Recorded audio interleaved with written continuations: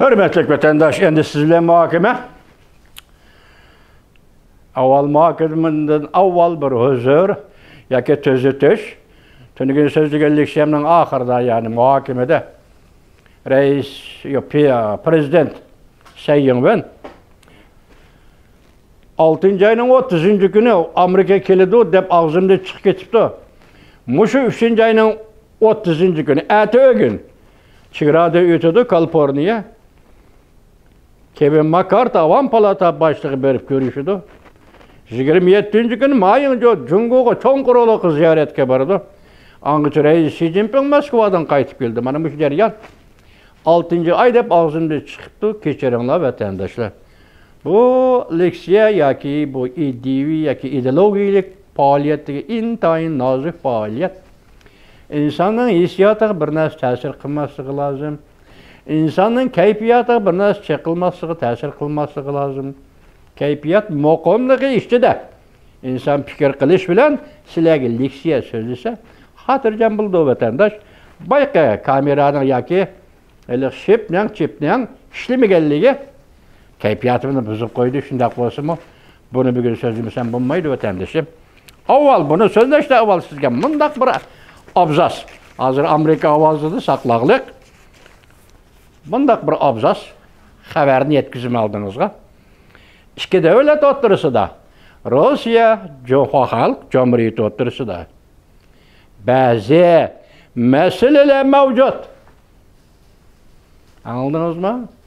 Rossiya Federatsiyasi Xalq Cumhuriyeti yoki ularning bugungi bu davlatlarning bugungi doiralari Prezident Vladimir Putin bilan Reis Xi Jinping o'rtasida ba'zi masalalar mavjud. Cümle abstrakt qo'yildi degan gap. Cümleden O'rta Osiyo rayonidagi munosabatlarni hamda Iroq Sharq rayonida tabiiy boyliqlarni echish usuli qatorliqlarni o'z ichiga oladi. Bu xabar Xi Jinping Moskvaga yetib keldi.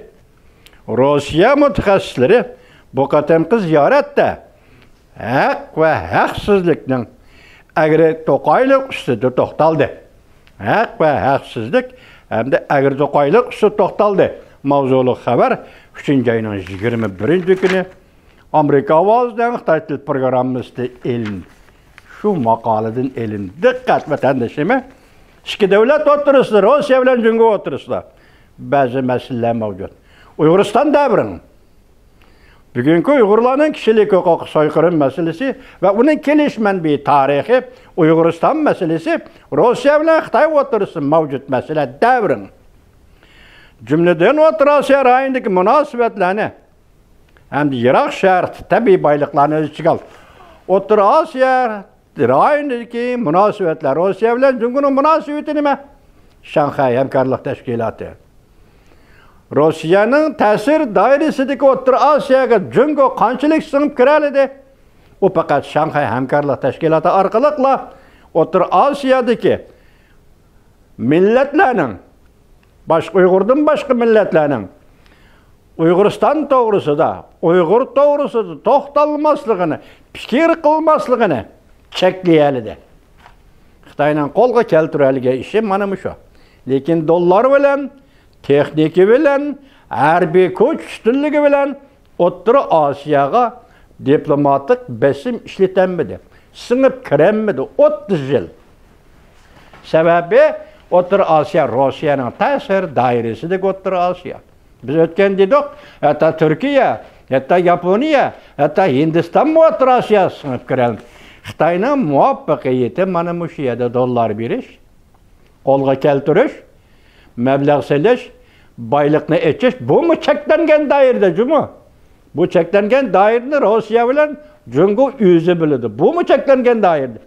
Lekin ortiq emas, cheklanmagan bir doira Uyg'ur millatchilarining xalqarodagi faoliyati, Uyg'ur millatchilarining O'rta Osiyodagi faoliyatini cheklash, bostirish va Uyg'ur to'g'risida O'rta Osiyoda fikr bo'lmaslik va Uyg'urning kishilik huquq to'g'risida O'rta Osiyo davlatlari va millatlar o'rtasida fikr qilmaslik, fikr bayon qilmaslik, pozitsiya bildirmaslik. Xitoy mana mushu masalani qo'lga keltiradi. Onundan başqa narsa yo'q. Xitoy buning uchun dollar xarjlashdan, buning uchun besim ishlatishdan, buning uchun O'rta Osiyo sig'inib kirishdan hojat yo'q edi. Chunki O'rta Osiyoda hech qanday bir millat, hech qanday bir odam Uyg'urning bosh ko'tarib O'rta Osiyo davlat qurishini hargiz xohlamaydi vatandosh. Siz bu nuqtada ching turing, bilib oling-jumi? Mushu nuqtani bilib oling. Hech kim Uyg'urning bosh ko'tarishini, Uyg'urning davlat qurishini O'rta Osiyoda hech kim xohlamaydi. Xitoy xatolashdi. Mushuni cheklayman, Uyg'urni qo'llashni, Uyg'ur to'g'risida gap qilishni cheklayman deb Xitoy O'rta Osiyoga nurg'un pul xarjladi. Mushuni g'alaba qildi. Boshqa g'alaba yo'q. Bu yerda endi O'rta Osiyoda yoki o'tirdagi ba'zi masalalar, shuni uzib aytamizki, vatandosh, Rossiya bilan Jungo o'rtasidagi ba'zi masalalar bu Uyg'uriston masalasidir. Uyg'uristonning tarixi masalasidir. Uyg'uristonda qurilgan davlatlar masalasidir.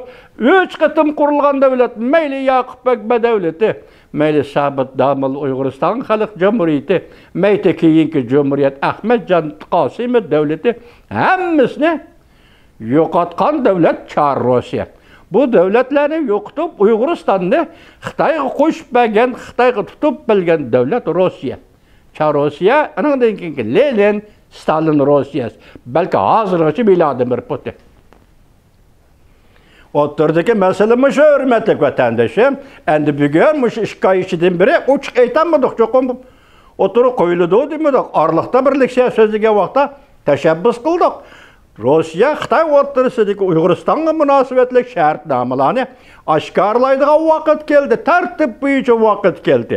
Burungi vaqt tartibning sirtida bo'lsa, bugun tartib bo'yicha vaqt keldi. Rossiya Federatsiyasi Prezident Vladimir Putin efendi Rossiya bilan Xitoy o'rtasidagi shartnomalar, Uyg'uristonga munosabatli, Uyg'uristonni mustamlik qilib berish, Uyg'uristonni Xitoyga qo'shib berish dedik ki 1950 yıl 2. ayının 14. günü Mao Zedong ile Stalin Moskva'da görüşkende şartname imzalaganda ben Uyg'uristonni sana mustamlika qilib berdim dedi o vatandaş. Aşkar gap bu. Bugün şu mesele endi Moskva'da o'tirib qo'yildi deb üzüp durup aytganimiz Amerika ovozi e'lon qilgan yuqorqi maqoladagi ikki davlat o'rtasida Rossiya bilan Xitoy o'rtasida ba'zi masalalar mavjud. Qaysi masala? Uyg'uriston masalasi. Rayon xarakterlik masala. Geopolitikalik masala. Rossiyaning ta'sir doirasidagi masala. Xohlaganda setib beradigan Xitoyga, xohlaganda qo'shib beradigan Xitoyga, xohlaganda og'dirmachilik qiladigan va Xitoyning diplomatiya jihatdan Rossiyaga baqinishni qo'lga keltiradigan ve 2. Dünya urushi, Ulug' okean urushida Dalian portiga, Iroq sharqi to'g'namaz portiga ega bo'lish va Manjuriya temir yo'liga ega bo'lish va shundaqla Yaponiyaga qarshi sharqi shimolga 1 million kishilik harbiy qo'shinni, askariy qismni urushga chiqarish Moskva shartnomasi va boshqa shartnomalar ichida hammasi Rossiyaning qilganidir. Bugun Moskvada bu qo'yildi.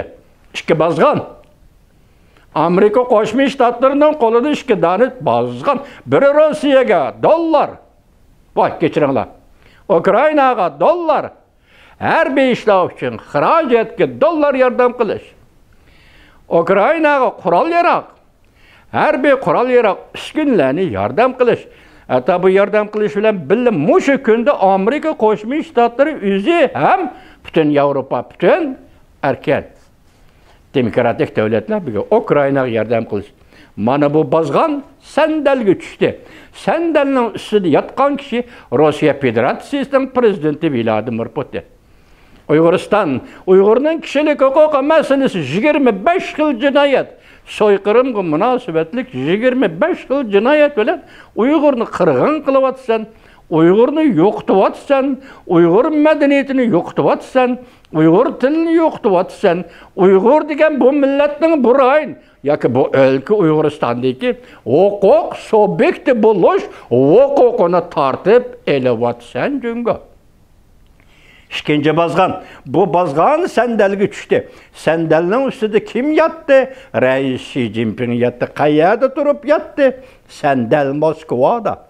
Bu sendel Rusya, Xitay söhbeti, Rusya, Xitay devlet başlıkları söhbeti. Muşunun özü sendeldir. Bu sendelge düşken iki çoğun bazgan Amerika Qo'shma Shtatlarının konudaki bazgan. Bugün düştü. Demek bu düşkenligi, bazganның düşkenligi iki narseden bisharat verdi. Sözlüse, bugün muhakeme temasida Uyg'uriston meselesi çoğum kun tertip keldi.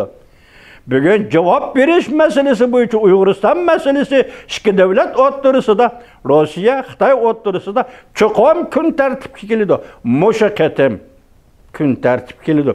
2003 yıl, belki ahirki yıl, Rossiya üçün aytganda, Prezident Vladimir Putin üçün aytganda, onun takdiri üçün aytganda en ahirki yıl, Reis Xi Jinping üçün aytganda, cüngüçe komünizm, cüngüçe faşizm, cüngüçe sosyalizm, cüngüçe milli mustamliki sistemi üçün aytganda, en ahirki bir yıl, 2023 yıl, mana bazgan, sen delge düştü. Bugün sen söhbet temasida muşunu sözlüse, mavzu muşu, Uyg'uriston, Ukrayna meselesi. Hata tahlil qildim vatandaşım, yok. Ben 2 aydan bir muşunda, bu sözlü muşu, leksiya sözlüvatkan günden başlap, muşu yoldan avar bolup kelyaptım ben Moskva, Yalta, Moskva konferans, Yalta konferans. Bugün en ahirki qitim 2003 yıl. Siz yani şundan qarab bakın. Biz hazır birinci leksiyamiz sözüldük. Amerika Qo'shma Shtatlarının prezidenti Joe Biden 20. günü bir qonunga imzo qo'ydi. 8. günü Devlet Meclisi'nde ma'qullangan qonun loyihaga 20. günü 12 gündeki imzo qo'ydi. Hayronman. Vatandaşım, ben buna hayranman. Çünkü kanun loyiha Devlet Meclisi'de ma'qullanıp bu bir vaqt kutidi. Ba'zida 1 yil, ba'zida 20 yildek vaqt kutidi. Belki kelib qoladi imzo qo'ymay. Shundami ya? Shunda. Buguncha 12 kun ichida COVID-19'ning kelish manbiy qonun loyihasiga imzo qo'ydi Prezident Joe Biden. Nima? Qonunga aylan. Bu endi Xitoy üçün barliq dahshatli xabarlar va dahshatli besimlarning ichidagi dahshatli besim. Biz yaqin nima dedik vatandosh? Xitoy to'rbetlari o'z dedi, biz shuni dedik sizlarga. Bu qatim Covid yuqumli virus bilan dunyoda o'lgan kishi 100 million. Shuna dedikmi ya? Shuna so'zildik. Dunyoga nazar to'rbetidan elib shunda so'zildik. Shun bu dahshatli voqea. Bugün Prezident Vladimir Putin Ukrayna'da balalarga qo'l soldi. Bu bir necha yüz bala, o'smir bala değildi. Bir bosimi bala, bir necha yüz bosimi bala Rossiya üçün, Ukrayna üçün qo'yib turayli. Hozir milyonlagan Uyg'ur o'smirlari g'oyib. Nega ketdi? Nega kelib ketding? Qaysi tajribaxonada sinaq qilding? Qaysi yerda börek shivog'ini elib xalqaro savdo qilding? Salla boshla dunyosiga musulmonning böreki deb qanchilgan Uyg'urning börekini, qanchilgan Uyg'ur narsining jigarini, qanchilgan Uyg'urning ichki a'zosini salla boshla dunyosiga satding. Bugun salla boshla dunyosini seni qo'llayotganligi jungo dal mana shu sababdir. Çünkü ularga börek gerek, jigar gerek. Bu manba jungodan boshqa hech qanday yerdan chiqmaydi. Çünkü jungoda mustamlika Uyg'uristonda Uyg'ur, yani Uyg'ur musulmonlar yashaydi. Shunga bu sabab, bu natija salla boshlar dunyosi kerak bo'lg'achqa ular siyosiy jihatda hozir Xitoyning yenini elib Uyg'urning hozirgi kuni to'g'risida ifoda bildirgan bir kishi yo'q. Bir devlet yok otadi. Yig'inchoqlab kelayli. Bugun endi sizlarga deydiganimiz mana shu xabar Amerika ovozi ikki davlat o'rtasida ba'zi masalalar mavjud tugadi, tamam. Nima degan gap? Moskvada Reis Xi Jinping bilan Vladimir Putin o'rtasida Uyg'uriston masalasi o'rtaga qo'yildi. Qachon oshkor bo'ladi? Amerika Qo'shma Shtatlari belgilaydi. Qachon o'rtaga chiqadi? Oshkor bo'lib bu masala Amerika Qo'shma Shtatlari belgilaydi. Ben bugün mush leksiyalarni so'zlab qilib shuni aytamanki, rahmat Prezident Joe Biden hukumati Rahmat Prezident Joe Biden hükümeti rəhbərləri içindeki devlet işler katibi Antony Blinken. Rahmat. Bugün 20. günü Rusya'da, Moskova'da Reis Xi Jinping, Prezident Vladimir Putin bugün, yakın 20. günü Amerika Qo'shma Shtatlar Davlat Mahkemesi yillik kishilik huquq doklati e'lon qildi. Ham Ukrainaga berilgan harbiy yordamni e'lon qildi. Demak, Amerika Qo'shma Shtatlarining qo'lida iqtidorni bozgan. Bu bozgan bugun sandalga tushdi. Bu shuni tushuntirib berdiki, Rossiya Federatsiyasining prezidenti Vladimir Putin bilan Reis Xi Jinping o'rtasidagi suhbatning eng muhim temasi Ukraina ve Uyg'uriston meselesi. Bu Ukrayna'nın meyli o'zining talaffuz bo'yicha so'zlasin, meyli Amerikaga moslashtirib so'zlasin, Ukraina meselesi bu bir muhokama temasi, bir suhbat mavzusi. Bugun endi Uyg'uriston meselesi Rossiya bilan Jungo o'rtasida bir muhokama temasi ve bir suhbat mavzusi. Alqishlaymiz. Rahmat. Sana Amerika. Rahmat sizga. Prezident Joe Biden ve Devlet İşler Mahkemesi Amerika Qo'shma Shtatlarining ve Devlet İşler katibi Antony Blinken.